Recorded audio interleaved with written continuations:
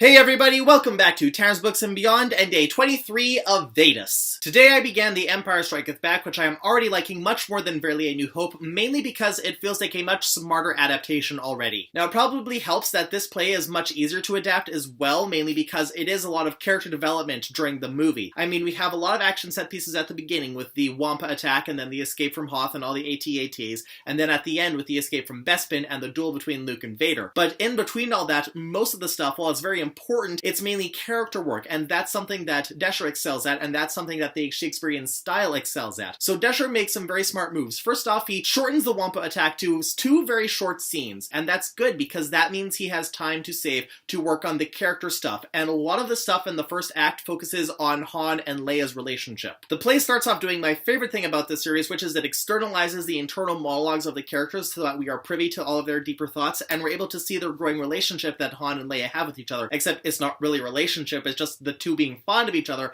and trading bars with each other when they're actually speaking with each other. It's a relationship very similar to Benedict and Beatrice from Much Ado About Nothing, which makes it really easy and really fun to watch it play out in this kind of style. Now moving forward, of course, there are still several big action set pieces, and those are kind of hit or miss in this style just because it's hard to imagine how they would be played out on stage, but I'm not worried about those. I don't think they're going to hamper this play because this is a movie that focuses mainly on developing the characters and the story, and as a result, I think that's going to make for a much stronger play. And as for a certain point of view, I was actually able to read 2 stories from this, and I'll explain why in a moment. The first story is The Verge of Great Mints by Pablo Hidalgo, and this is a really good story that takes place from the dual perspectives of Tarkin in the present, as well as a Tarkin in the past, and then also a Krennic in the past, the moments before he was vaporized at the end of Rogue One. It's really interesting to see these dual perspectives and see how much those two loathe each other. I mean, Tarkin describes Krennic as an architect trying to be a politician, and then Krennic describes Tarkin as a politician trying to be an architect. And they both say that those two dual roles are going to lead to their ends, and it's funny how they're both pretty much right. Of course, the story is mainly from Tarkin's perspective, and so we get a lot more of his inner thoughts, and we also get to see how he has essentially treated his every action as a political maneuver, and he's been doing so for the past 20 years. And now we get to see some of his ambitions as well, mainly because he is now in command of the world's largest planet-zapping space station, so he's basically thinking he's on par with the Emperor when it comes to power. And of course, he doesn't say anything out loud, and he doesn't say anything to the subordinate who comes up to him and is like, hey man,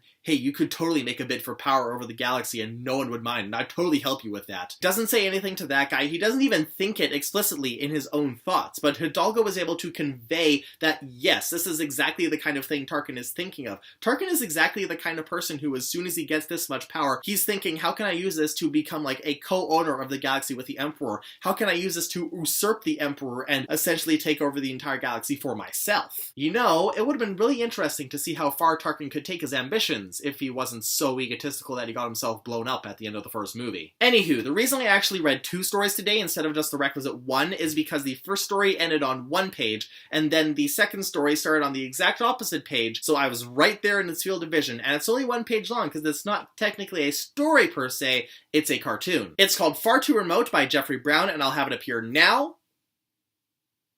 Dang, that is some good stuff, and I would also like to point out that that scene is now entirely canonical. And that concludes today's VEDUS update, and now I'm a little bit ahead of schedule, which is definitely a nice feeling. As per usual, you can hit the subscribe button to check out the rest of my channel. You can also check out some social media that I've linked below, and until tomorrow, I'll see you all later.